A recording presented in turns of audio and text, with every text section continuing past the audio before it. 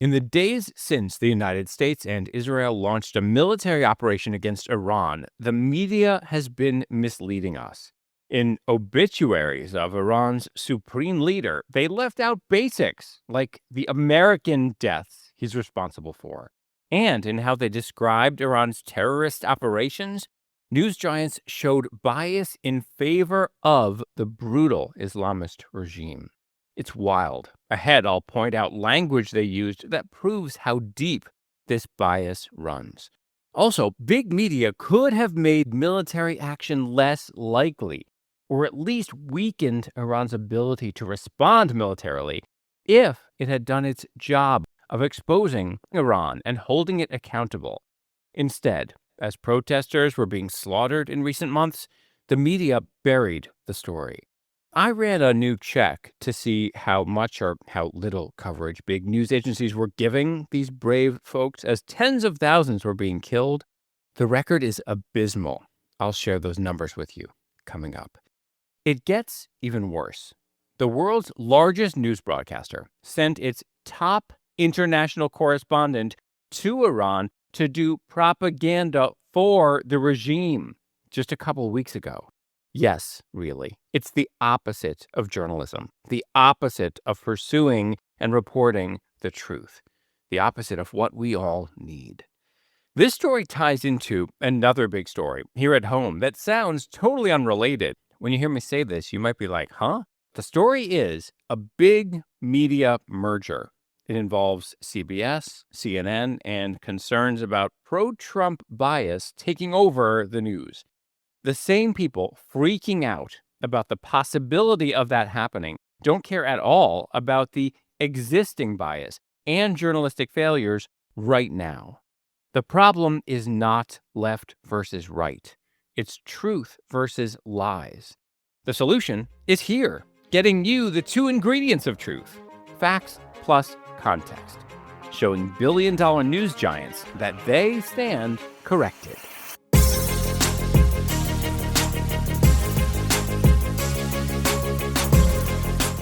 Hello and welcome. So great to have you here. I am Josh Levs, and this is my podcast, They Stand Corrected, which fact-checks the news. This episode comes just a few days after the previous episode. As you may know, this is usually weekly, but in the wake of the military action against Iran, I put out a quick mini episode just the other day. That was episode 97, titled Iran's Media Scam. So if you haven't heard that, I encourage you to go back and check it out. In the days since then, the media has gotten worse, which I'm going to dig into today. At the top of the show, I always tell folks a little bit about who I am. I spent 20 years in broadcasting, 10 on NPR, 10 on CNN, did a lot of fact-checking on air, basically became the lead on-air fact-checker. But I've always seen this giant gaping hole in our news media ecosystem, and that is that nobody's fact-checking the news until now. At the top of the show, I also like to welcome people who are making this show possible by becoming paid subscribers to the newsletter. The newsletter is free and includes lots of links and important information for you, so definitely get it. People who become supporters of the show get more content and make this possible. Let's see. Welcome to new paid subscriber AJ. He writes, I've had it with the Washington Post's shift so hard into false right-wing framing. I don't mind different views, but I do mind such blatant falsehoods. I hear you, AJ. Here's what he's talking about. I have done episodes about what's going on with the Washington Post. The Washington Post is a disaster from both ends, on the far right and the far left. It has failed to call out lies coming from Trump world, and at the same time has been quite possibly the worst news agency in America when it comes to far left stuff, like lying about the Middle East, lying about Israel. One thing I love about the experience of putting together this show for you is I keep hearing from people across the political spectrum, people who tell me they can't stand the right-wing lies, the left-wing lies, and they discover something here, that this really is just about truth. And that's what we need. Let's start off today with this. The New York Times obituary of Iran's supreme leader, Ali Khamenei, who was killed in this military operation. Here is a clip from that obit. Tehran supplied Russia with suicide drones to attack cities in Ukraine after Moscow invaded in 2022. After the Palestinian militant group Hamas led a devastating attack on Israel in October 2023, he offered full-throated support to anti-Israel militants in the resulting wars in Gaza and Lebanon. The New York Times referred to the Palestinian militant group Hamas and how Khamenei offered support to anti-Israel militants.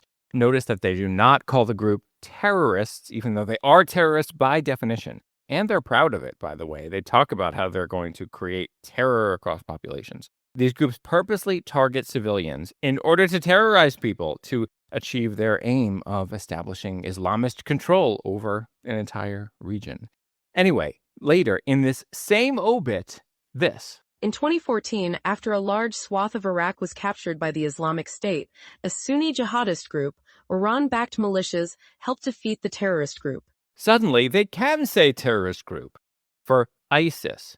In one of the earliest episodes of this show, I explained that when news agencies talk about groups that primarily kill Jews, they refuse to use the word terror. When they talk about other terrorist groups, suddenly they can call them terrorist groups. But here's what we need to look at today. This is a gift to the brutal Iranian regime. What they've done here is establish that when it's a group Iran opposes, then it's a terrorist group. When it's a group that Iran funds, supports, when it is a proxy for Iran, then it's a group of militants.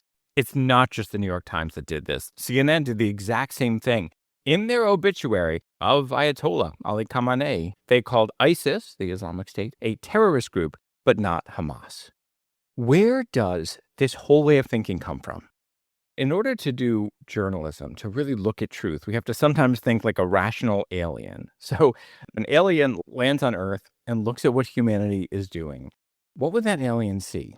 These groups engaged in the same processes are called different things by these giant forces that communicate messages to humanity. Where does this difference come from? A big part of the answer, Iran, through decades of influence operations. As you may know, if you heard that episode, Iran has used mimetic warfare to warp the minds, especially of young people, radicalizing them from an early age. They then go into journalism and bring those mindsets with them. This isn't some shadowy conspiracy theory. It's out in the open. Iran has talked about this. And there are lots of studies about this as well, from U.S. military colleges, for example. Iran's global influence operations turned reality on its head. All the way back in episode 1, I explained that Iran is occupying land. That's just a fact. It shouldn't be a controversial thing to say. The media never tells you that. Iran is trying to occupy more of the world, including Judea, Israel, through Hamas and Hezbollah. And for that matter, Iran's trying to occupy Lebanon through Hezbollah. Iran also backed Syria's decades-long occupation of Lebanon. But you never hear all this stuff. In the minds of so many people in today's news agencies, somehow Iran is supposed to be seen as opposing occupation. It's backward. That plays out in this misrepresentation of terrorism as well. All this is just the beginning. A listener first alerted me to this. In its obituary of Khamenei, the New York Times somehow decided to leave out his role in attacks that killed Americans. He was already a key figure in Iran's leadership back in 1983 when Hezbollah, an Iran-backed terrorist group, killed 241 U.S. service members at Marine barracks in Beirut. And he was the supreme leader when Iran-backed groups attacked the Khobar Towers in Saudi Arabia in 1996, killing 19 Americans. In both these cases, more people were wounded. Hundreds of people were wounded. The CNN obituary didn't mention this stuff either. Meanwhile, on CNN, a senator brought it up. Democrat Chris Coons. Ayatollah Khamenei was the longest serving and among the most brutal dictators in the world. He had the blood of many Americans on his hands, from the attack on Khobar Towers in Saudi to the attack on the Marine barracks in Beirut to the killing of many American service members in Iraq. The Iranian regime has been the greatest exporter of terror in the region, and I will not grieve for one moment the passing of the supreme leader of Iran. And frankly, the success in taking out many of the leaders of the IRGC. The U.S. military is working with Israel in this operation. It's by both countries, both militaries. Why isn't virtually every report telling you about Khamenei's links to the killings of Americans? I have a court document right here in front of me. This was from a U.S. district court. I'll include it in the newsletter in case you want to see it. It found, quote, the terrorist attack on the Khobar Towers was approved by Ayatollah Khamenei. How is that not part of the story from a U.S.-based news giant? Now there are fears of widespread military escalation. Iran has a global network of proxies and is likely to keep striking everywhere it can. Hopefully, those will be the last gasps of a dying regime, but maybe not. Chris Coons talked about those worries. They've got ballistic missiles and drones, and they've launched many at our allies and partners in the region, as well as at our service members and bases. They've got cyber capabilities, and they've got terrorist capabilities around the world. One of the reasons we are here right now is media failure. If the media had been doing its job over the past few months, then Iran's regime would have been weaker. I discussed last year how the wild card in Iran was what the Iranian public would do. Would it be able to launch a big enough uprising with global support to make a difference and weaken the regime? Now, I want to be clear here. I'm not saying that a big protest would have completely erased any military action, but when there is a big uprising and it starts to get a lot of attention and pressure is put on that country, the country becomes weaker, the government becomes weaker, and lots of its forces, its goons, the ones who attack and kill people, get scared and go into hiding or lay down their arms. For that to work, the media would have needed to bring real, constant attention to the horrors of what Iran was doing to these protesters, to its own people. That's how you build that global pressure. It could also have led to more sanctions and more people feeling safe going out and joining the protests. I saw people trying to make this happen. There were Iranian expats talking about protesters who had been arrested in Iran and political prisoners, and they were saying on social media, please make this person famous. If you make this person famous, if their name gets out there, if they're in the media, then the regime will be less likely to kill them. But this kept not happening. The media has been blowing it. There's been way too little coverage. I'm always looking for the best way to provide clear understandings of how much or how little the media is doing on something. So here's one thing I did. I was just talking to you about the New York Times and CNN, so let's look at those. In the entire month of February, before the military action, so through February 27th, in the physical paper, the New York Times had no front page headlines about Iran. While Iran was killing mass numbers of protesters and political prisoners it had taken because they dared to protest, no front page headlines telling you that. And it's not automatic, but in general, the stories that get front page headlines also get the top real estate on the website and the app. This same news agency, the New York Times, that constantly talked about Gaza, went relatively silent on Iran. How about CNN? Well, one way to judge CNN is through something I used to work with when I was there. As you may know, I was both on air and online. There's something called the CNN Wire. It's like the heartbeat of CNN's operation. The wire is sent out to all of CNN's outlets around the world saying what to report and what is reportable. It's also sent to other news agencies. It provides information about what CNN is considering the top stories. I went looking for coverage of protesters being killed in Iran. So I looked for any stories the entire month of February before the military action that were about Iran and included the word killed. There were a total of 4 headlines from the CNN Wire that were about Iran, and the stories included the word killed. All right, you can hear how specific I'm getting because I try to give the best apples-to-apples comparisons. A year ago, in February of 2025, there were 25 headline stories in the CNN Wire about Gaza and Israel, stories that included the word killed. I know this can sound confusing, so here's what it boils down to. The media gave massive attention all the time to Gaza. But in Iran, where the Iranian regime killed historic numbers of civilians in incredibly little time, the media went relatively silent. Why? Well, they said it's hard because we can't get into Iran. But these same news agencies complained constantly that they couldn't get into Gaza. Nevertheless, they reported Hamas claims from Gaza all the time. Hamas backed by Iran, so they took Iran's narratives and reported them about Gaza, even though they couldn't get in. And this same problem is playing out right now. Big news agencies are reporting an alleged death toll from an alleged bombing of an alleged school for children. Iran is trying to claim that an Israeli bomb hit this school. The BBC and other news agencies are passing along numbers of people that Iran claims were killed in that bombing. And these same news agencies are still saying they can't possibly tell you how many protesters have been killed because they don't know. As I record this, there is no reason to believe that the United States or Israel were behind a bomb on any school that had kids inside. There are some reports suggesting that there may have been a rocket that Iran tried to shoot off that landed there. It's unclear. But the media is going with Iran claims about that. You might think it couldn't get any worse than that, but it does.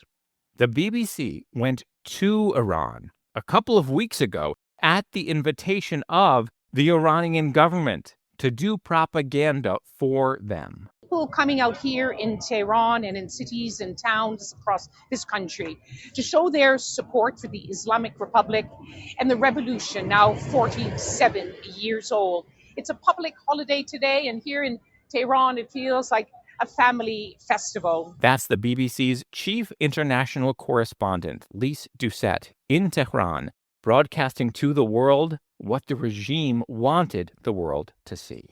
She did, at least at one point, mention that the government had put down protests with unprecedented force, but she didn't show any of the few images that have gotten out about that. Nothing. Instead, she showed the world what she said was a celebration of the regime. Although if you look around, it really just looks like people are outside and don't even necessarily want to be there. They don't look jubilant. But this is what she showed the world. This is not journalism. There is a good column about this from the Telegraph in London. This was written by a former director of BBC television. His name's Danny Cohen. He wrote this. What was absent from this BBC report mattered as much as what was present. There was no one critical of the government in the piece. Not one. No dissident voice. No bereaved family member. No former prisoner. No student who had watched friends disappear. So, that's the BBC for you. The entire mainstream media let down the brave protesters in Iran. And that brings us to, yes, really, the media's freak out about a new media merger here in the United States.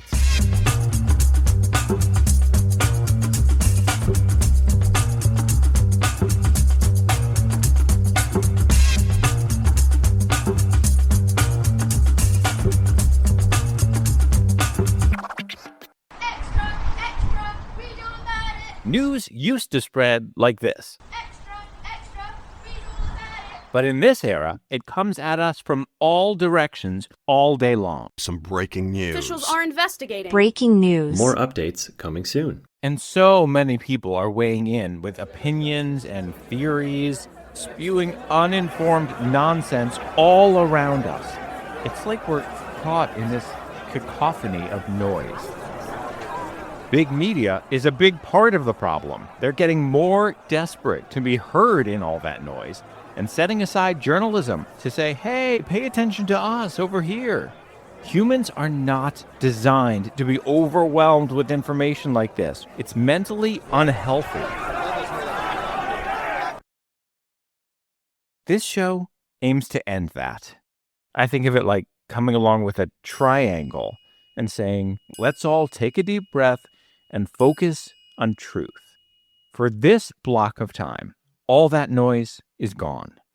Together, we focus on facts plus context, so we can make decisions in the world based on what's really going on, not what liars want us to believe. That is the blueprint for every episode I produce. If you value that formula and believe it should reach more people, please consider supporting the show at whatever level works for you. Find out how at the link in the show notes or at my website, joshlebs.com. Your support makes all this work possible.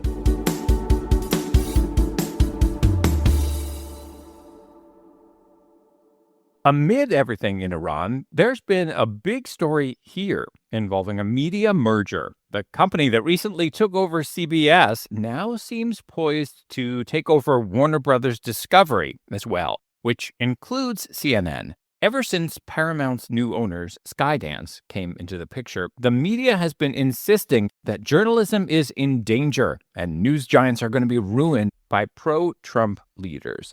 Here's NPR talking about the owners of Paramount Skydance. What changes might David Ellison make to CNN? Well, look, David Ellison, his father, Oracle co-founder Larry Ellison, are very close to President Trump. President Trump has made clear he cares very much about what happens to CNN. You've seen the owners of the LA Times, the Washington Post, and the Ellisons themselves at CBS alter and reconfigure their news properties to placate Trump and his allies in the current moment. I've reported on how these two men, the Ellisons, don't actually have histories of being big Trump people or supporting his campaign. But he is the president now, and they have definitely been working to make nice to him and the administration.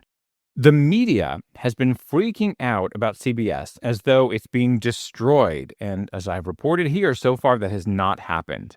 The media was saying that the new leader of CBS, Barry Weiss, pulled a critical 60 Minutes story, but she didn't. Anyway, there are lots of reports like this from Variety.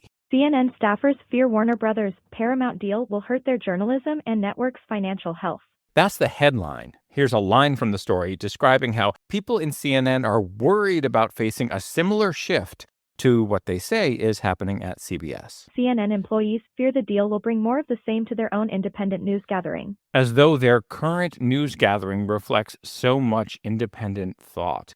They keep passing along whatever people tell them. There's so much that CNN gets wrong. It's an open mic night, very much not independent thinking or news gathering. This Variety story also says this about CBS. Staffers have complained publicly about worries tied to having stories need to meet a preconceived slant. And it says CNN people are worried that the same thing is going to happen there.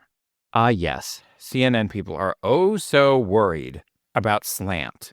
Notice that all these news agencies weighing in, NPR, Variety, and others, never acknowledge the current disastrous state of big media, including CNN. The right-wing turn is this big fear, and there's no mention of the biases that exist already in favor of left-wing causes, like downplaying the horrors of Iran and hating on Israel and pretending that Islamist terrorism doesn't exist. CNN did a long story about recent attacks in India and Pakistan without once mentioning that Islamist terrorist groups claimed responsibility. Those words aren't even in there. The solution to all this has nothing to do with right versus left. It's about getting the facts straight. And there are steps we can all take together to make that happen.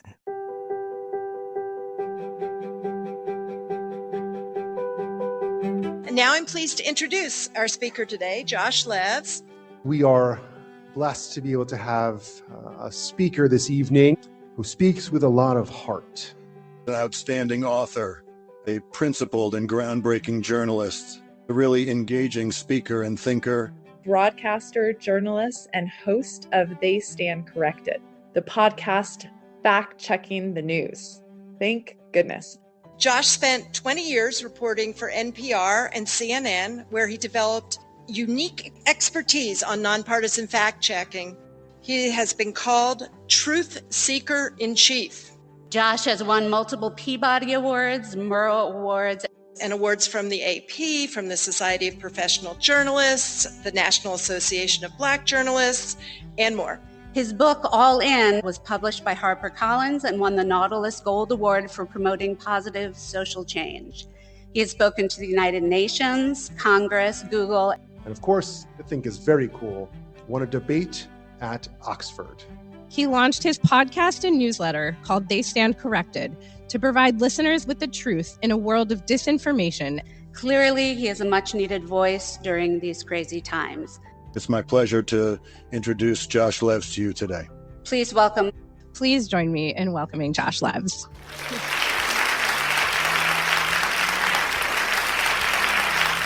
I love getting out there and meeting people like you. It's such a great opportunity to answer your questions and discover more about listeners to this show and potential listeners too. If you're interested in working out something in person or online, there's a form at my website, joshlevs.com. That's JOSHLEVS.com. You'll find a link in the show notes. Just click bookings.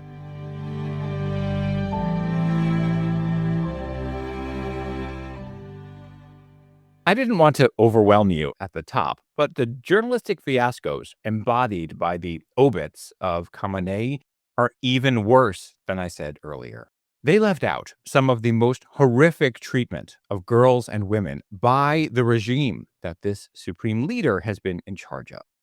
A regime that marries off girls to be raped and has long been known to have girls and women raped before being executed, as part of this twisted belief about virgins going to heaven, and they don't want these girls and women to go to heaven. Sexual assaults organized by the government continue to this day. An activist for freedom in Iran talked about this recently on I-24. Her name is Mariam Memarsadeghi. What's happening in the prisons now with the systemic rape also happened after the Woman Light Freedom protests just a few years ago. What Hamas did to the hostages after October 7th in the tunnels is exactly what Iranians face in the prisons of the Islamic Republic, except that they don't have a state like the Israeli state that will go and fight for them.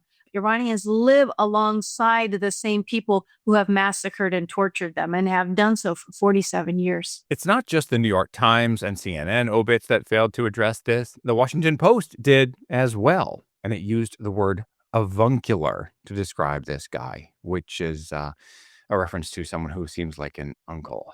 What kind of uncle from hell are they imagining? Meanwhile, the New York Times actually replied to some criticism about their obit.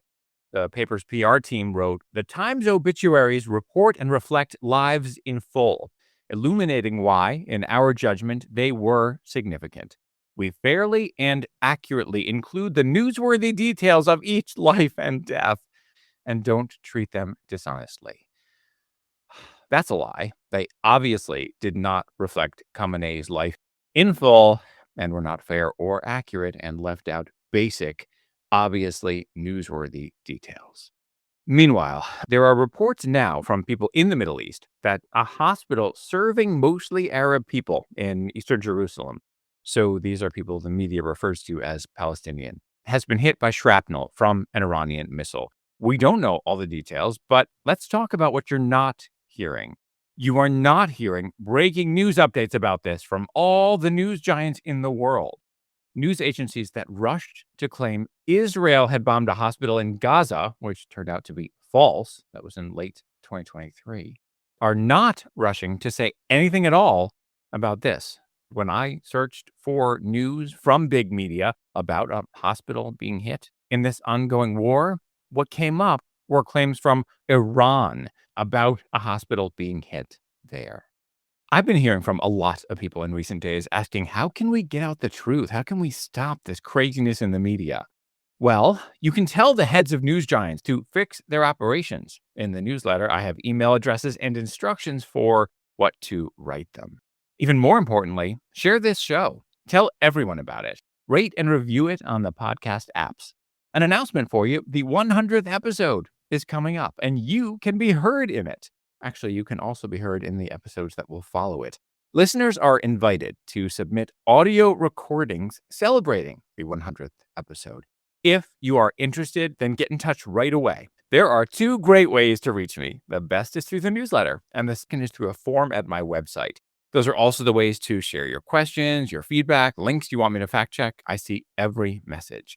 Oh, and actually, there's a third way now through this thing, Buy Me a Coffee. It's buymeacoffee.com/JoshLebs. Some people are making contributions to help fuel the show, and you're able to submit a message that way. As always, thank you for being a part of this fight for truth. Thank you for listening. I will see you next week.